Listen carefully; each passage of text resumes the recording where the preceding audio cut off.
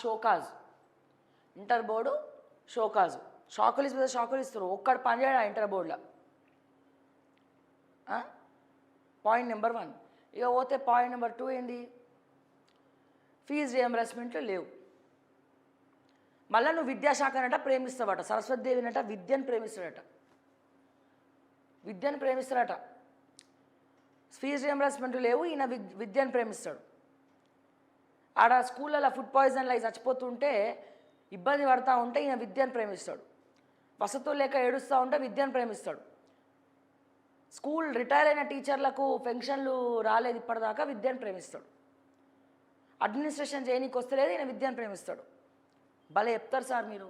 First ఆ college నా దమ్ము ఉంటే రేవంత్ రెడ్డికి నారాయణ శ్రీ చైతన్యాన్ని సీజ్ చేయమని తెలంగాణలో, అప్పుడు చెప్తా రేవంత్ రెడ్డి నిజమైన నాయకుడు, ఈయన విద్యను ప్రేమిస్తాడు అని చెప్పి నేనే రేవంత్ అన్న ఇంటికి పోయి ఒక పళ్ళం పెట్టి దాంట్లో రేవంత్ రెడ్డి కాళ్ళు కడిగి నెత్తిన పోసుకుంటా నీళ్ళు.